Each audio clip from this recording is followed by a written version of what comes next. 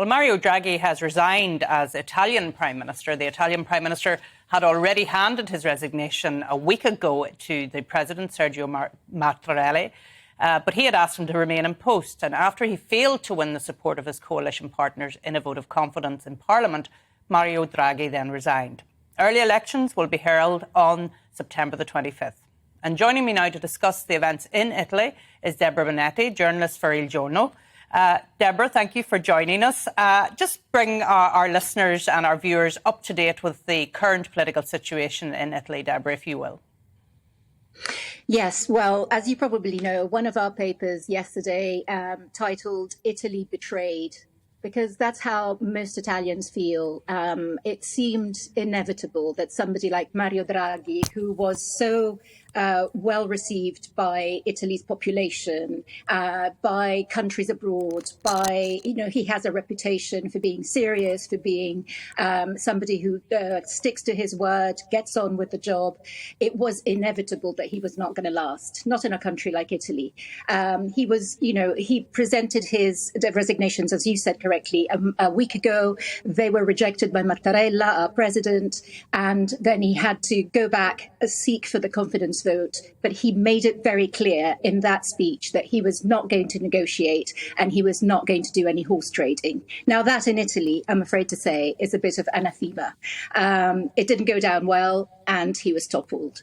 A funny note from his speech in Parliament was that he has been often, because he, as you all know, he was the European Central Bank's chief. He managed to get the Eurozone out of the crisis in 2012. And very often he was said by his critics that his heart wasn't functioning and therefore it would be perfect for a transplant because he'd never used it.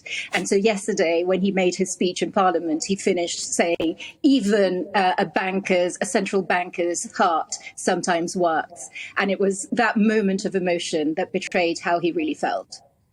So tell me, Deborah, I mean, you've mentioned the EU there, and he had agreed a reform programme, as I understand it, with the EU to try and deal with the difficulties in Italy, and it was going to deal with red tape and try to bring more investment to Italy.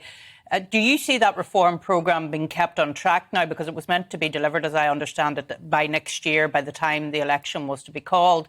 Do you see that reform programme progressing now? Well, there is hope that it might continue. Some of the culprits of what happened to Draghi have said that it will continue, but personally, I have serious doubts.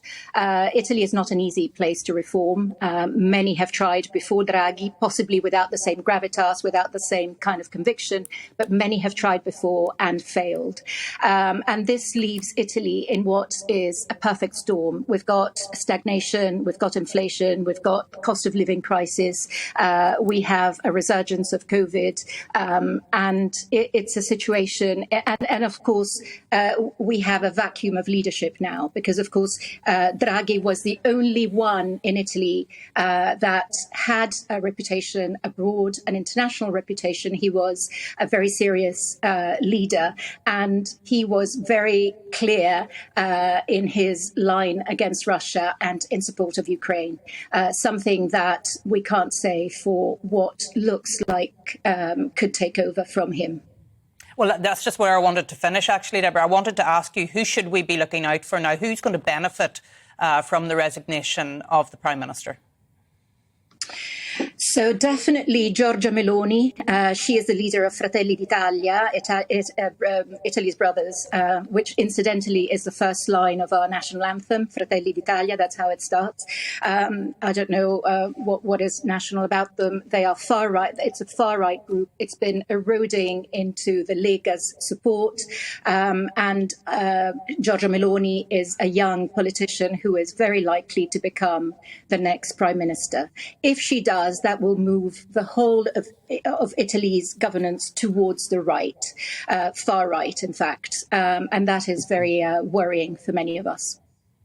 Deborah, thank you for bringing us up to date. No doubt we'll be speaking throughout the summer up until the elections take place on September 25th. Thank you.